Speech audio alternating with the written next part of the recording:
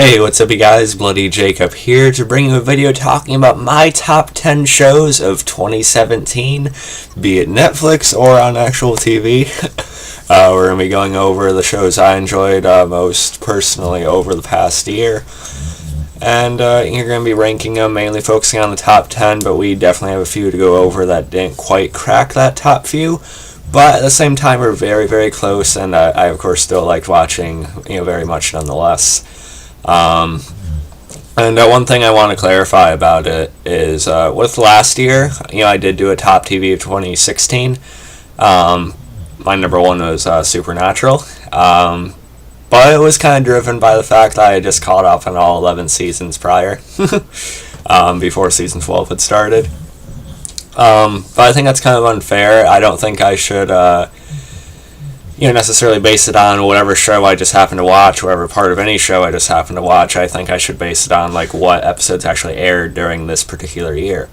For example, this past year I watched the whole Banshee Banshee series on Cinemax. I'm currently taking my girlfriend through it right now, but I watched all 4 seasons, quite a few months ago now. So if I wanted to, with that logic, I could say, Banshee was my number one because I got so into it because I watched the whole show. But no, I can't, because Banshee, didn't end this year. It was like a year or two ago, I think, where it actually ended. So I can't count things like Banshee or other shows I watched that didn't actually air this year. Say other shows like that and some others, that I can't really, qualify. I'm trying to be more fair, going forward.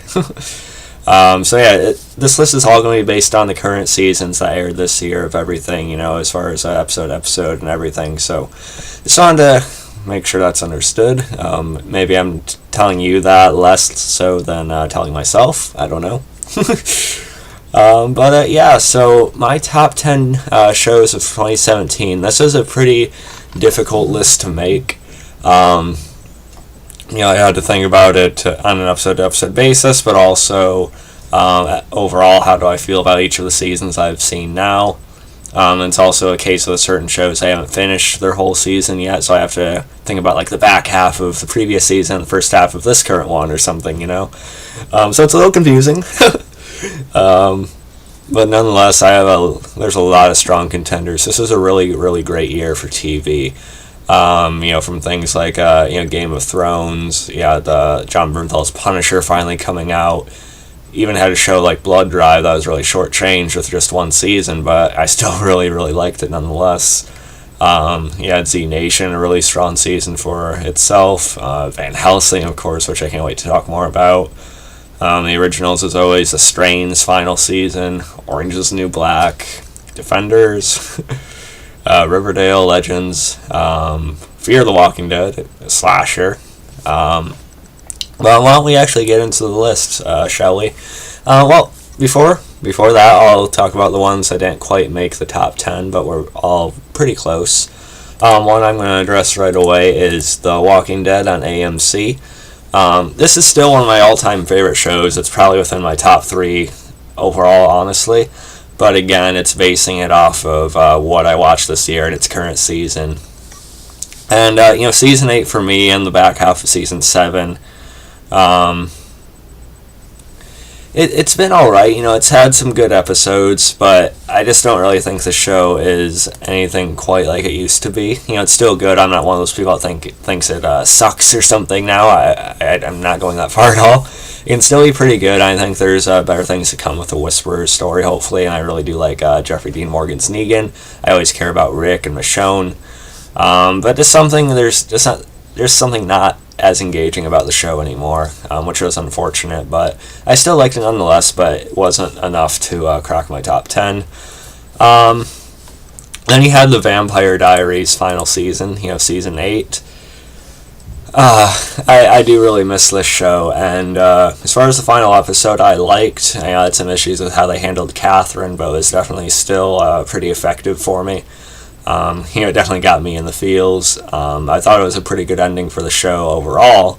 But the season as a whole, I didn't really care for that much. I'm not sure whether I liked it more than Season 7 or not, but I just think that the Vampire Diaries' best days are probably the first 3 seasons, and season 4 is pretty good too. 5 had its bright spots, so did 6, but 7 and 8 just didn't really do it for me. But they both still had high points, but the final season of Vampire Diaries overall as a whole, I think, could have been a bit better.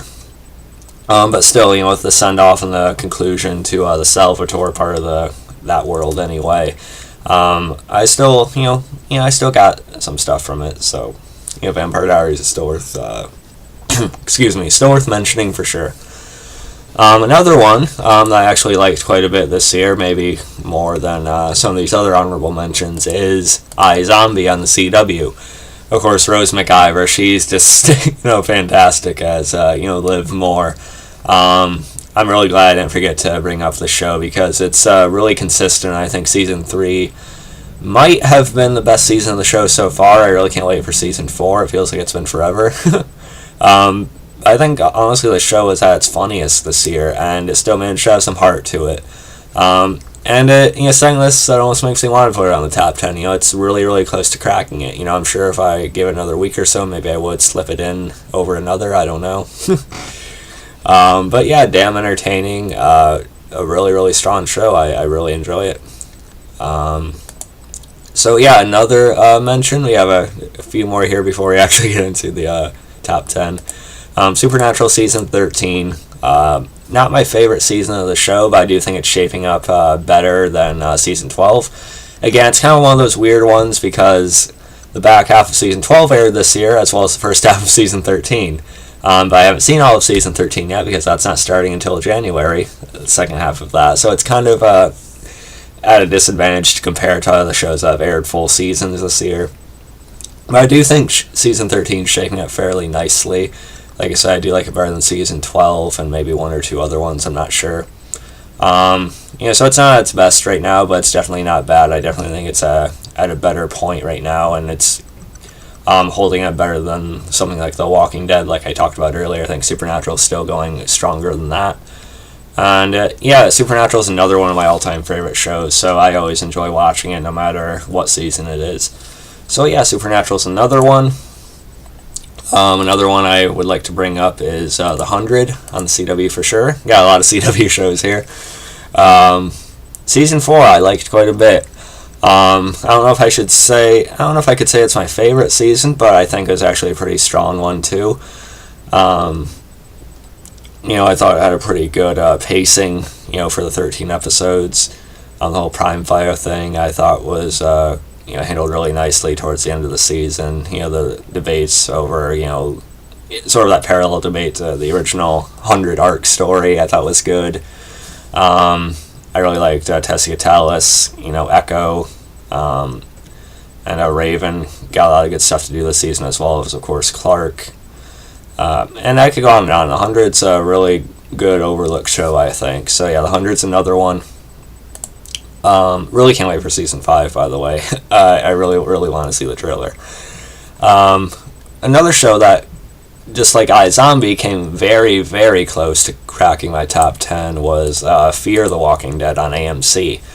It really impressed me this season. It surprised me because I had stopped watching for a little bit. But I was hearing some things about where the story was going, and it got me to catch up again, and then I ended up doing videos on the last few episodes of the season, especially This Land Is Your Land, with Alicia Debnam, Carrie, of course, Lexa from The 100. That's the kind of episode I was waiting for, because I think she's an excellent actress. I loved her on The 100. I was waiting for him to really give her something to, sink her teeth into on the show. And This Land Is Your Land is honestly one of the very best Walking Dead anything episodes I've seen in quite some time. Just really, really nicely done with her development. And Season 3 as a whole, I thought, was its best season so far, and quite a bit better than both the first seasons, in my opinion. There's still some lower points. I still don't really care for Kim Dickens, Madison very much at all. I'd like her to die. But still, I think Fear the Walking Dead is shaping up really nicely in a pretty substantial way. And I do think it was superior to The Walking Dead this year as well, honestly. I think it's pretty clear. So yeah, Fear the Walking Dead is another one that came very close. I almost want to put it on right now, but I'm trying to stick with what I have. Another one is going to be Orange is the New Black. I really like season 5. I think it's been like probably one of the 2 or 3 best seasons of the show so far. Of course, this is different than a lot of other shows on my list. But yeah, I thought season 5 was pretty funny, but I really like what they did with Piscatella and him actually having this grudge against the women. It actually got pretty intense and almost slightly scary towards the end of the season, with him infiltrating it while they're held up, making that stand for Poussey and everything like that. I thought, Piper and Alex had some really, really nice moments this season as well, especially towards the end. It was really, really sweet and touching and made me very happy. But yeah, just an excellent season of the show all around. I really, really get into it, and I wish I could keep watching it right now. So yeah, Orange is the New Black is definitely another one. Okay, my last honorable mention before we get into the top 10 is going to be Riverdale on the CW. This one is really hard for me not to put on my list. For a little bit, it actually was. It was like a number 9, number 10. But I ended up going with a couple others instead. But nonetheless, Riverdale to me is pretty enthralling. It's engrossing. It's pulled me in. I'm not ashamed to be so into this show anymore. Yeah, it's a teen drama. You could compare it to Pretty Little Liars if you want to, but there's something extra about Riverdale. Its atmosphere, its gloomy, feel, and I just think there's a lot of likable characters and some pretty good actors on it too. From Veronica Lodge, of course, on the left there being my favorite, Cole Sprouse, Jughead, of course, Archie, even Cheryl. Don't care for Betty that much, honestly, but it's still, I think it's a pretty addicting show for me. Somehow it's done it. I also really like Skeet Ulrich as, FP, Jughead's dad. He's a great actor and a really, really well-developed character on the show. I'm not sure if Season 2 has been better than Season 1. And again, we haven't seen all of Season 2 yet. It still has another, quite more than 10 episodes to air, starting in, January or February again. So it's kind of at a disadvantage too, but nonetheless, Riverdale, definitely one I almost know I want to put back on the list over another, but, I'm trying to stick to it. But Riverdale, it's definitely worth bringing up. So, yeah, now the actual list. I just took 12 minutes to get to it, so I thank you for your patience if anyone's actually still watching. But yeah, my number 10 to kick off the actual list is going to be DC's Legends of Tomorrow, another CW show. I've really, really fallen in love with this show, and I am probably likely going to the Chicago Entertainment and Comic Expo C2E2 in April, hopefully, where Katie Lotz, Dominic Purcell, and Brandon Routh will all be there, which is going to be really awesome. I just think this is easily the best of DC's CW shows at this point. I think it's more entertaining all around than Arrow, and it still has characters we really care about, and they have a lot of good chemistry. And I thought the crossover events were great this year. So that kind of helped, solidify its place on the list for me.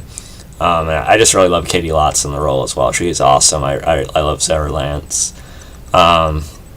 As well as what happened with Victor Garber as Martin Stein. It definitely sticks to my mind. And just episode to episode, it's really entertaining. It can be, silly, but it still gets us to care and, like the more serious goings of it too. So yeah, number 10 is going to be DC's Legends of Tomorrow. And, these first few are pretty rotatable to me, honestly. Even though I already said some of the honorable mentions could be on the list too, but these first two I could probably put, move around as I wanted. But what I do have at number 9 right now is going to be Blood Drive on Sci-Fi. It got canceled. They only gave it one damn season on Sci-Fi, which is very unfortunate because I really, really like the show. I dug it.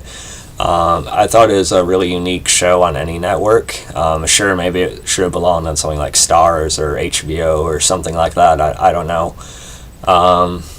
But they still let them get away with a good amount of violence on it. It's very, of course, grindhouse style, over the top. It's, ridiculous and sort of machete, whatever you want to talk about. But I thought it was just a very unique show, and it got me even still to care about Grace, Christina Ochoa's character with the sucker there. I haven't made a video tribute to her, a ways back. I thought the characters were all really good. Of course, Slink, Julian Slink, he's one of the guy with the top hat there. He's one of my favorite, sort of villains, anti-heroes I've seen on TV in a while, and it's really unfortunate that it's only gotten one season. I think they should at least give it another run, but oh well. I still really want to talk about it and give it its due, give it its credit for what it did do with just one season. Blood Drive, really, really likable and entertaining show for me this year. So yeah, number 8 is going to be The Defenders on Netflix, which I know some people have been mixed about, and yeah, I'm not crazy about Iron Fist either, and Luke Cage is okay, but still this is something we were all anticipating for a while, because I love Charlie Cox's Daredevil, and I really, really like Kristen Ritter's Jessica Jones as well. And overall, I thought The Defenders was actually a pretty worthwhile, little mini-series. It was just great, the banter between them, especially with, Matt and Jessica. I thought that was all really nice, and in a way it was sort of like, Daredevil season 2.5, because it continued the whole Elektra thing, which I thought was really nicely done by the end. It was great to see more Bloodee on, and I really like how that all played out, and, sort of leading into Daredevil season 3. So yeah, number 8 is going to be The Defenders. And number 7 is going to be Z Nation on Sci-Fi. I was really getting into a show, throughout the season. It helps that there's that, Facebook group, Z Nation family. Feel free to look it up if you want. But yeah, season 4 of Z Nation, I thought it was a really, really good one. Possibly the best of the show so far. Maybe only not because there wasn't enough Addie. But if there was, it probably would have been, because Z Nation has really, in my opinion, found its footing. Because yeah, it's still wacky. It's still has these like stupid scenarios that are just over the top and just campy and everything like that, which I still appreciate and love about the show, as do others. But it's found such a good balance between that and actually getting us to care about our characters. And there are a couple episodes for sure that I actually took like the scenario and the threat seriously, or I was actually kind of appreciating how they're going about a certain force that was that they were worried about. And what happened with Murphy and Lucy was done in a lot more serious way than I ever thought it was going to be. And I loved Murphy's development of the season, him and Warren's connection. Murphy is actually turning into a pretty decent guy. He actually cares about the group. Again, the only thing it could have used more of was Addie. If they did have Addie, I would say it's probably the best season of Z Nation. Maybe that would have brought it up another spot or two, I'm not sure. But nonetheless, I really like Z Nation this year, and I'm really happy it got renewed for season 5. So yeah, number 7 is going to be Z Nation. That is 7, right? 10, 9, 8, yep, 7.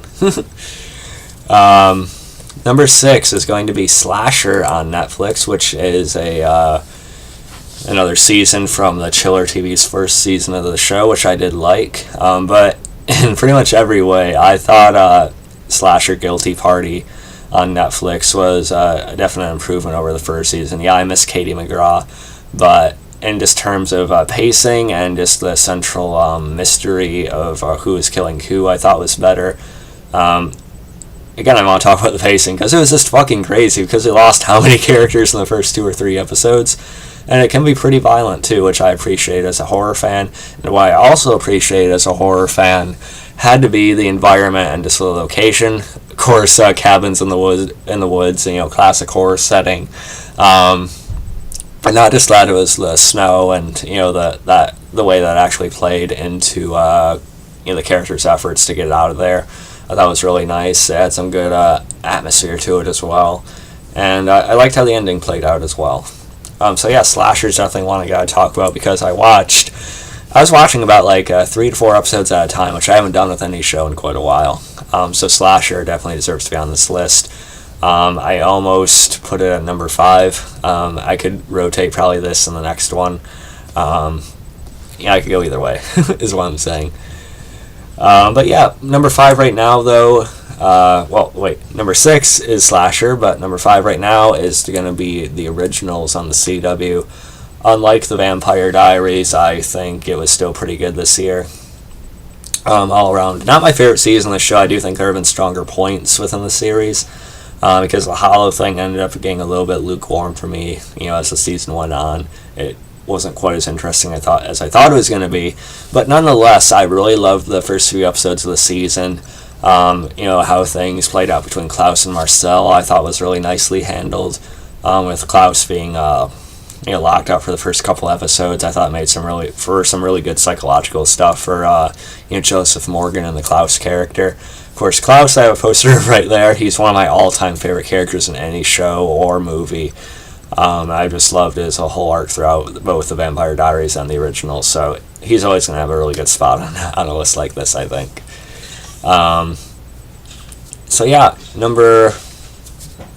Number 5 is going to be the originals on the CW.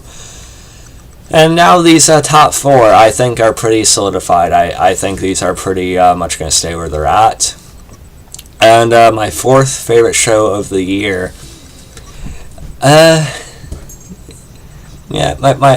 See, I'm even hesitating with this, because this is a show I have really just loved being a part of this year, and this is one of them I was really looking forward to talking about in this video, and that is going to be Sci-Fi's Van Helsing as number 4, my 4th favorite show of the year out of everything. I really, really dig and love this show. Just the cast and the writers, I'm still really shocked because not only do they like my tweets, here and there, but some of them actually watch my videos, like watch my ramblings on the show, which is just shocking to me. Because all I do is sit in front of a webcam and rant about things I obsess over. And Van Helsing's definitely one of them. I just think the show's getting better and better. It's violent enough. It mixes in a really original story with a name that's so familiar. I'm really happy it's got renewed for season 3 as well. I just think it's going to progress more and more as it goes, and who knows, maybe next year it'll be within my top 3. It could very well be this year too. Like I said, the cast and just how great I've seen them be with me and other fans on Twitter, as well as some of the writers and the crew. They just make it all easier to get into and enjoy this show. Van Helsing is a really, really great one. For all the people that work on it, to the story they craft, and it's pretty fair amount of unpredictability and originality. I think is something to really be talked about, as well as its effects. There's a lot of standout characters on it, from Kelly Overton's Vanessa. I really love Alex Panovic's Julius. He's just great. And just everyone on the show, they do such a damn good job. Neil Butz, he's done a great job. Honing this story and really pushing forward in the first place. So yeah, Van Helsing. With as much as I'm praising it right now, I almost do want to put it higher, but I had to at least put it within the top 4 because it's just that good and it's been that easy for me to like this year. So Van Helsing is number 4, my 4th favorite show of the year. Now my 3rd favorite show of the year, my top 3. Number 3 is going to be The Strain on FX. It aired its final season, season 4 this year. The Strain's been a show I've loved since the first episode. I did a video on the very first episode when it aired, Night Zero, and I reviewed every episode since then, right up until its end. Season 4, I don't think it was its best season overall. I think I'd go to season 3, or maybe in ways season 1. But nonetheless, I still liked quite a few episodes on it. I loved the conclusion to most of the character stories, especially David Bradley's Abraham Satrakian. I thought it was really, really nicely handled, a really character-driven send-off for sure.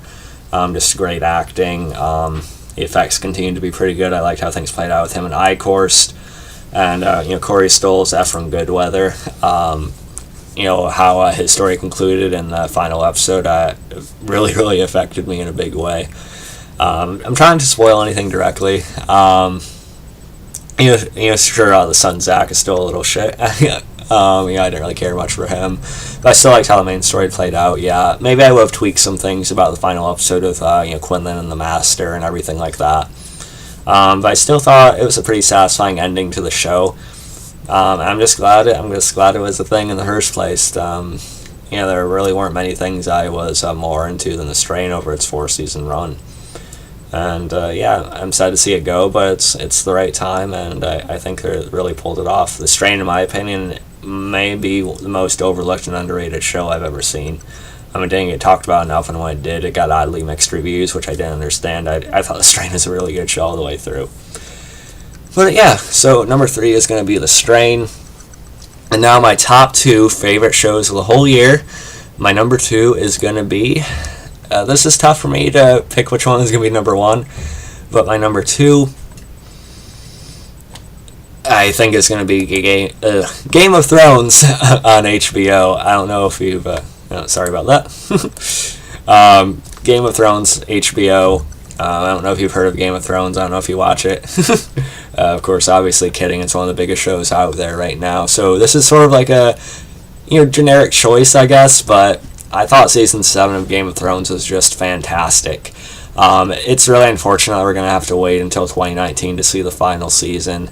And I know some people complained about Season 7, saying the pacing was too fast, and they wanted it to make more sense with how long it takes to travel for characters to meet and everything.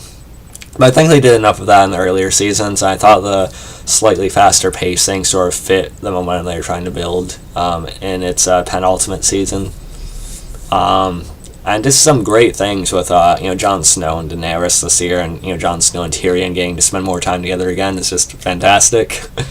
It was great to have the Hound back as a regular as well. He's another one of my favorite characters besides Snow and Tyrion. And just the whole White Walker throughout the Night King, it really came to a major fruition this year. And just some daunting, amazing visuals with that, when they were trapped on the ice, as well as what happened with the wall. Just really stunning, and some great character work too with Arya, Sansa, and Littlefinger.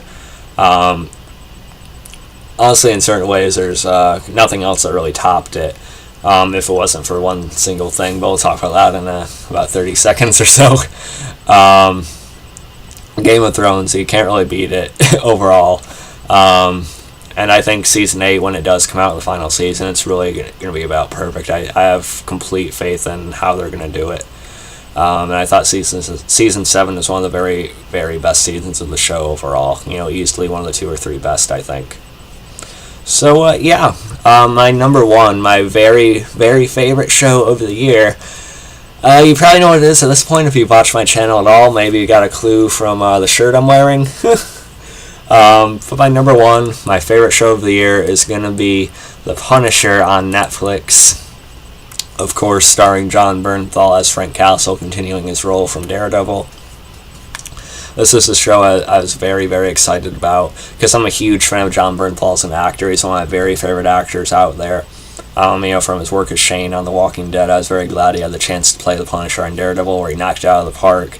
And it was great that I got to play him again in 13 episodes. It was really, really well done, in my opinion. Game of Thrones all around, it's pretty incredible, but Bernthal's Punisher just means so much to me that I couldn't really not put it at number 1. Bernthal is one of the most emotive actors I've ever seen, and he just played every single layer to the character so well. I'm really happy it's getting another season. If Iron Fist got another season, I figured the Punisher would, but still.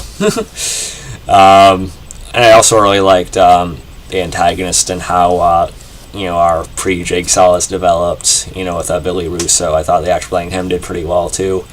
People complain there wasn't enough punishing, not enough action in it, but I beg to differ, because there are still plenty of pretty memorable, action, brutal, sequences, I think.